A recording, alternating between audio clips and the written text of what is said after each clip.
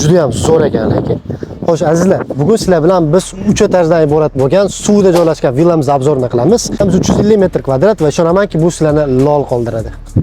E'tibor beradigan narsalarimiz juda ham ko'p. Misol uchun mana eshikni oxirigacha surib qo'yib maydonni kengaytirsa bo'ladi. Ya'ni mehmonlar ko'p keladigan bo'lganda sizlar kichkina joyda tiqilib qolmaysizlar. Bu yerda bo'lsa kuxnya bor. Kuxnyamiz alohida eshiklar bilan birgalikda bekiladi. Ya'ni bekitib qo'ysa bo'ladi. Bu yerda bo'lsa ovqatlanib, bu yerda bemalol mehmonlar bilan o'tirilsa bo'ladi. Bu villamizning fiskalaridan bittasi azizlar, bu tepadagi paluba. Ya'ni o'zingiz alohida yana dam olish uchun ajratilgan zonangiz.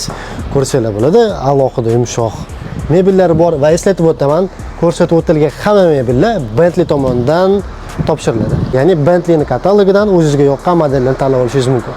Va tepadagi palubamizda o'zini alohida bari bor, ya'ni bu yerda bemalol choy poylarni qaynatib o'tirsa bo'ladi va jakuzi. Tomda jakuzi azizlar. Villa tayyor bo'lgandan keyin villamiz lokatsiyasi o'zgaradi va sizda bo'ladigan manzara polniy downtown manzarasi, ya'ni Burj Khalifa manzarasi, Burj Al Arab manzarasi va Palm Jumeira'dagi alohida arxitekturniy zdaniylarni ko'rishingiz bo'ladi. Biz asosiy yotoqxonada turibmiz va hozir sizlarga buni izjuminkasini ko'rsataman. Eslatib o'taman, asosiy yotoqxona suvni tagida joylashgan. Tayyormisiz? Kirishingiz bilan sizlarni baliqlar kutib oladi. Va eslatib o'taman, baliqlarni qanaqa baliq ko'rmoqchi bo'lsangiz, shuni tanlashingiz mumkin. Ya'ni ko'rishingiz bizda korallar bor va istagan turdagi baliqlarni tanlasangiz, xuddi shunaqa korallarni qo'yib beramiz va korallar o'sha baliqlarni chaqirib beradi.